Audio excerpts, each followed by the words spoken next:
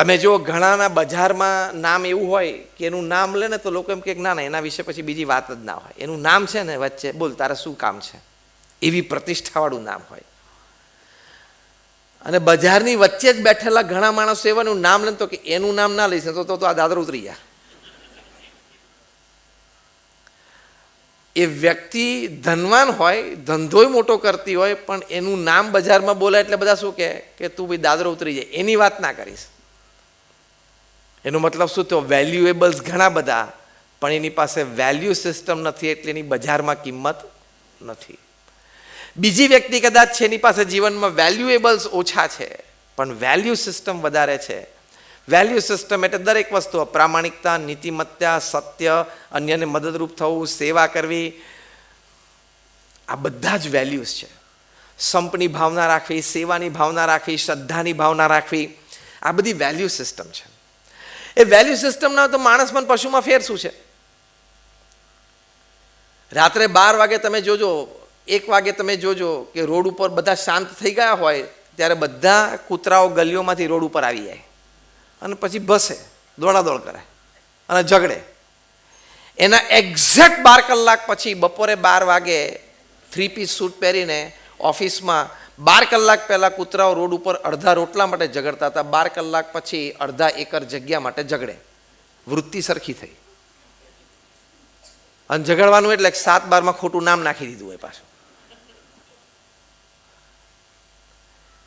તો આપણી value system ક્યાં રહી? પ્રતિષ્ઠા અને ઇજ્જત એની કિંમત છે. પ્રમુખ સ્વામી મહારાજ 2000ની સાલમાં અમેરિકા પધારેલા, 80 વર્ષની એમની ઉંમર હતી. અમેરિકાના પ્રેસિડેન્ટ બિલ ક્લિન્ટન સાથે મુલાકાત માયામી ફ્લોરિડામાં ગોઠવાણી. પ્રેસિડેન્ટ બિલ ક્લિન્ટન અંગ્રેજી બોલે, પ્રમુખ સ્વામી મહારાજ એક વાક્ય ન સમજી શકે, અને પ્રમુખ સ્વામી મહારાજ ગુજરાતી બોલે તો બિલ ક્લિન્ટન એક વાક્ય ના સમજે. બંને વચ્ચે અમારા દુભાષી એક સંત હતા, interpreter, English Gujarati, Gujarati English કરે. એટલે actually in the 22-minute meeting it was just 8 minutes of conversation going to and fro. 8 મિનિટનો વાર્તાલાપ અને 22 મિનિટની મુલાકાત પછી બિલ ક્લિન્ટન બોલ્યા કે I haven't seen such expressive eyes full of integrity in my life. પ્રમુખ સ્વામી મહારાજની આંખો વિશે બિલ ક્લિન્ટન બોલ્યા કે મેં મારા જીવનમાં આટલી પ્રભાવશાળી આંખો અને આંખોમાં આટલી બધી નીતિમત્તા, પ્રામાણિકતા અને સત્ય ક્યારે મેં જોયા નથી. એક તો અમેરિકાના પ્રેસિડેન્ટ કોઈથી પ્રભાવિત થાય નહીં. થાય? તમે બધા વિશેષ કેમ હસ્યા? અમેરિકાના પ્રેસિડેન્ટ કોઈનાથી પ્રભાવિત થાય નહીં. He doesn't get impressed with anybody. If at all he gets impressed, he doesn't express himself. એ પાછી એક્સપ્રેસ ના થાય, ઈગો આવી જાય. પણ એક્સપ્રેસ થઈ ગયા. 80 વર્ષના એક વૃદ્ધ સંત, ભગવા કપડાં પહેરેલા છે, અંગ્રેજીનું એક વાક્ય બોલતા નથી, એની સામે Bill Clinton. Bill Clinton charismatic president. અમેરિકાના પહેલા 5 પ્રેસિડેન્ટના તમે નામ લો અત્યાર સુધીમાં, John F Kennedy, George Washington, Abraham Lincoln, Ronald Reagan, એ લાઇનમાં આવે બિલ ક્લિન્ટન. Powerful president. જ્યારે અમેરિકાનો ડોલર તૂટતો હતો ને ત્યારે આ વ્યક્તિની પોલિસીએ ડોલરને પકડી રાખેલો લેટ 90sમાં. અને 6 ફૂટ 2 અઢી 3 ઇંચની હાઇટ, વેરી કેરિઝમેટિક ને વેરી હેન્ડસમ પર્સનાલિટી. દુનિયા માત્રના દેશોના પ્રેસિડેન્ટ્સને, પ્રાઇમ મિનિસ્ટરને એક સપનું હોય કે આપણી 5 વર્ષની 4 વર્ષની કારકિર્દી પૂરી થાય પહેલાં એકવાર અમેરિકા જઈને વ્હાઇટ હાઉસની ઓલ ઓફિસમાં જઈને ચા પી આવી છે. કારણ કે 5 વર્ષ પછી ગાદી પરથી ઉતરે જે તે દેશનો પ્રેસિડેન્ટ, પછી ઘરે રાખવા જેવો ફોટો એક જ હોય કે અમેરિકામાં વ્હાઇટ હાઉસમાં ઓવલ ઓફિસમાં બેસીને અમેરિકાના પ્રેસિડેન્ટ સાથે ચા પીધી હતી. આટલી પાવરફુલ વ્યક્તિ દુનિયાની 50 મોટી સંસ્થાઓ, World Bank, International Monetary Fund, આ United Nations, World Health Organization, UNESCO, દુનિયાની 50 મોટી આંતરરાષ્ટ્રીય સંસ્થાઓ અમેરિકાની રહેમ દ્રષ્ટિથી ચાલે છે. અમેરિકાના ડોલર પાવર ઉપર ચાલે છે. અમેરિકા ફંડ કરે તો ચાલે, અમેરિકા ફંડ બંધ કરી દે એટલે કાલ બધાના કાર્યક્રમ પૂરા થઈ જાય. એ માણસ કોઈથી ઇમ્પ્રેસ થાય? અને કેટલા ઇમ્પ્રેસ થાય, કેટલી હકીકત ને સત્ય વાત, ખાલી બોલવા પડતું નહીં.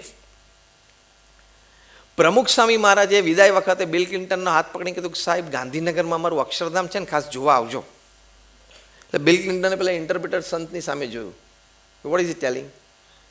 એટલે અમારા દુભાસિયા હતા જે સંતને કીધું કે he is personally inviting you to visit Swaminarayan Akshardham at Gandhinagar in Gujarat in India.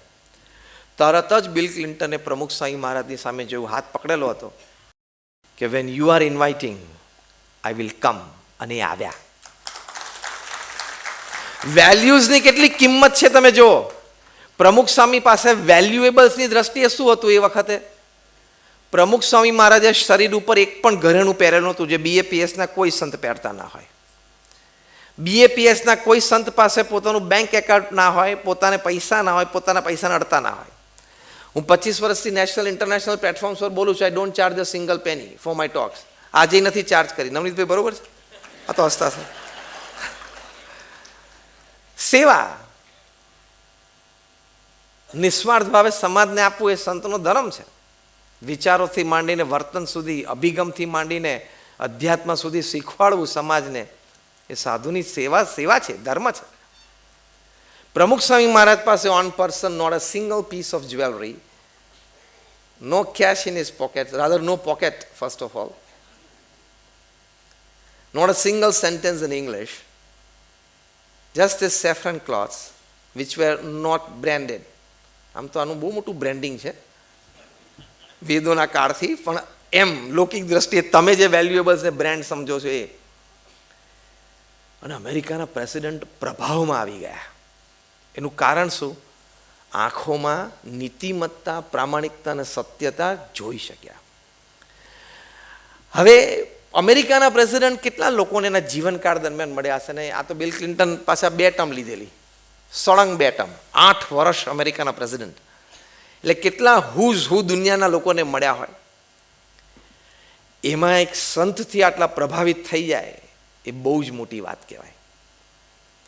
કેટલી તાકાત વેલ્યુ સિસ્ટમમાં છે એ આપણને ખબર પડે, વેલ્યુએબલ્સમાં નથી. મહાત્મા ગાંધી જ્યારે લંડન ગયેલા તે વખતે વિન્સ્ટન ચર્ચિલ સાથે મુલાકાત એમની ગોઠવાયેલી. Winston Churchill was war time prime minister. આપણે અત્યારે વી ફોર વિક્ટરીનો સિમ્બોલ કહીએ છીએ, ઓરિજિનલી વિન્સ્ટન ચર્ચિલે આપેલો છે સિમ્બોલ. જ્યારે હિટલરે જર્મનીથી 300 વોર પ્લેન મોકલીને લંડન ઉપર કાર્પેટ બોમ્બિંગ કર્યું, આખું લંડન ભડકે બળતું હતું. તે વખતે બ્રિટિશર્સના જીગરને જગાવવા માટે વિન્સ્ટન ચર્ચિલે આ સિમ્બોલ આપેલો કે વી ફોર વિક્ટરી. એટલે સવારના પોરમાં એકબીજાને ગુડ મોર્નિંગ, બપોરે ગુડ આફ્ટરનૂન, સાંજે ગુડ ઇવનિંગ, રાત્રે ગુડ નાઇટ નહીં કહેવાનું, બધા એકબીજાને આ જ કહેવાનું, વી ફોર વિક્ટરી. સામ સામે મળે રોડ ઉપર તોય એક સ્પિરિટ જગાવવા માટે, અને જગાવી શક્યા. એ વિન્સ્ટન ચર્ચિલ એમણે પોતે સ્ટેટમેન્ટ આપ્યું કે I am afraid of that half naked fakir of India. આ એના શબ્દો હતા. કારણ કે ગાંધીજી તો અર્ધવસ્ત્રો જ પહેરતા હતા. ગાંધીજીની ભાવના એ હતી કે તમે મારા દેશના લોકો પાસે બધી પૂરી વ્યવસ્થા નથી ને ઘણા તો બધી રીતે પૂરા કપડાં પણ નથી પહેરી શકતા, તો મારે પણ ન પહેરવા, એવી એક દેશ ભાવનાથી વાત હતી. પણ એ કહેતા કે I am afraid of him.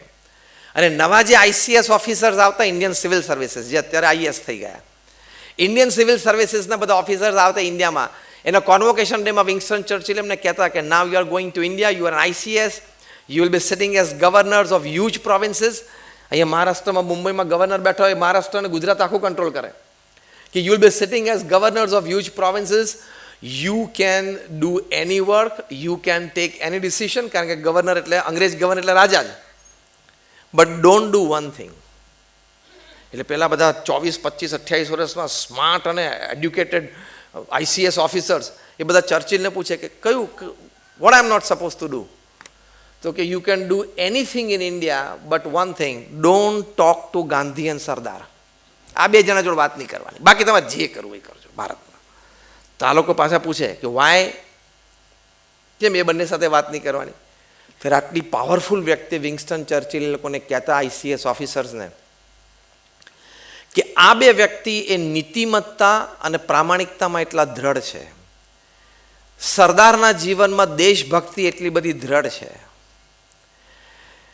કે તમે એની સાથે 10 મિનિટ વાર્તાલાપમાં બેસશો, 10 મિનિટના વાર્તાલાપ પછી he will throw a blank paper on your face and tell you sign it. You will sign a blank paper, he will write the script after that. એટલી સરદારની powerful personality છે. તું ભલે આઈસીએસ થયો છું, પણ તારા મોઢા ઉપર બ્લેન્ક પેપર નાખશે ને કે સાઇન ઇટ, 10 મિનિટની મુલાકાતમાં તને મેસ્મરાઇઝ કરી નાખશે, હિપ્નોટાઇઝ કરી નાખશે. એટલી પાવરફુલ પર્સનાલિટી છે. એટલે એ બંને જોડે તમારે વાત કરવી હોય તો તમારે ઇંગ્લેન્ડથી પરમિશન મંગાવવાની, કયા મુદ્દા ઉપર વાત કરવી છે, શું ચર્ચા કરવી છે, એજન્ડા શું છે. વેલ્યુઝની કેટલી કિંમત છે.